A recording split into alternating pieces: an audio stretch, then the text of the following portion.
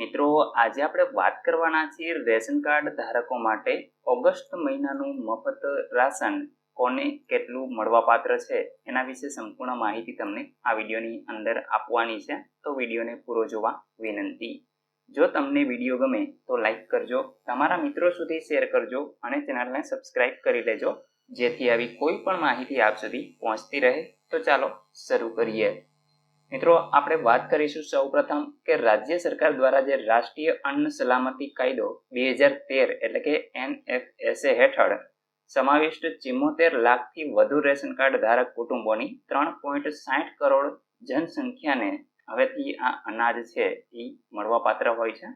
પ્રધાનમંત્રી ગરીબ કલ્યાણ અન્ન યોજના હેઠળ ઓગસ્ટ 2024 માસના ઘઉં, ચોખા અને બાજરી અને જુવારના વિનામૂલ્યે વિતરણની જાણકારી છે એ અહીં સરકાર દ્વારા પ્રસિદ્ધ કરવામાં આવેલી છે। હવે મિત્રો આપણે જોઈએ કે એક પછી એક કેટલું અનાજ છે એ તમને મળવાપાત્ર રહેશે। તો સૌપ્રથમ જે ઘઉં, અંત્યોદય જે કુટુંબો છે એમને કાર્ડ દીઠ 15 કિલોગ્રામ છે એ તમામ જિલ્લાની અંદર મળવાપાત્ર રહેશે। અગ્રતા ધરાવતા કુટુંબો એટલે કે PHH કેટેગરી વાળા જે રેશન કાર્ડ છે એમને વ્યક્તિ દીઠ 2 કિલોગ્રામ છે એ તમામ જિલ્લાની અંદર આપવામાં આવશે। એ જ રીતે ચોખાની વાત કરીએ તો અંત્યોદય કુટુંબમાં કાર્ડ દીઠ 20 કિલોગ્રામ અને અગ્રતા ધરાવતા કુટુંબોને વ્યક્તિ દીઠ 3 કિલોગ્રામ છે એ તમામ જિલ્લાની અંદર આપવામાં આવશે। ત્યાર પછી મિત્રો બાજરીની વાત કરીએ તો અંત્યોદય કુટુંબો માટે કાર્ડ દીઠ 5 કિલોગ્રામ અને અગ્રતા ધરાવતા કુટુંબો માટે વ્યક્તિ દીઠ 1 કિલોગ્રામ તમામ જિલ્લાની અંદર, એમાં મિત્રો એક વડોદરા જિલ્લો છે એને બાકાત રાખેલો છે, બાકી તમામ જિલ્લાને છે એ મળવાપાત્ર થશે। જુવારની વાત કરીએ તો અંત્યોદય કુટુંબના જે રેશન કાર્ડ ધારકો છે એમને કાર્ડ દીઠ 5 કિલોગ્રામ અને અગ્રતા ધરાવતા કુટુંબ છે એને વ્યક્તિ દીઠ 1 કિલોગ્રામ મળવાપાત્ર રહેશે। મિત્રો આ માત્ર ને માત્ર વડોદરા જિલ્લા પૂરતું જ છે। અહીં તમે જોશો કે જુવાર છે એ માત્ર વડોદરા જિલ્લાને જ મળવાપાત્ર છે। એનું કારણ છે કે એમને બાજરી છે એ અહીંયા કણે આપવામાં નહીં આવે। તમે જોઈ શકો છો કે વડોદરા જિલ્લાને છે એ બાકાત રાખવામાં આવેલો છે બાજરીને, તો એમને છે જુવાર એના બદલામાં આપવામાં આવશે। તો એના માટે અહીંયા માત્ર વડોદરા જિલ્લાને જ જુવાર છે એ મળવાપાત્ર થશે।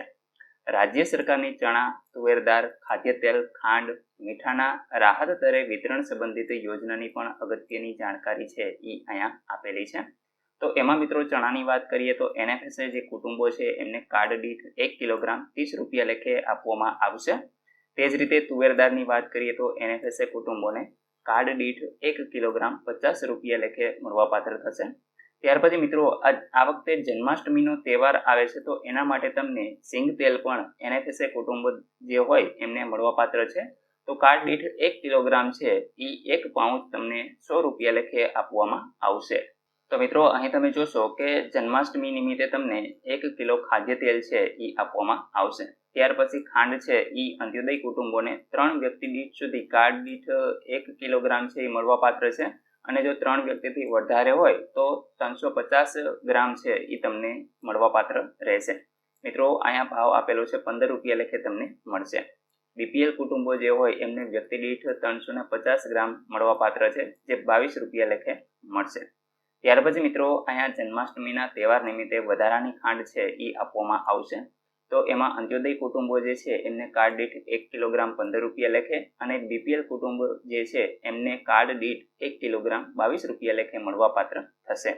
ત્યાર પછી મિત્રો મીઠું છે એ 1 કિલોગ્રામ મળશે, જે NFSA કુટુંબો છે એમને, તો એ 1 રૂપિયા લેખે તમને અહીં મળવાપાત્ર રહેશે। મિત્રો અહીં ઓગસ્ટ 2024 માસનું જે અનાજનું વિતરણ છે એ તારીખ 1/8/2024 થી 31/8/2024 સુધી ચાલશે। તો જે જિલ્લાઓની અંદર હજુ બાકી હશે એમને હવે અનાજ છે એ મળવાનું શરૂ થઈ જશે।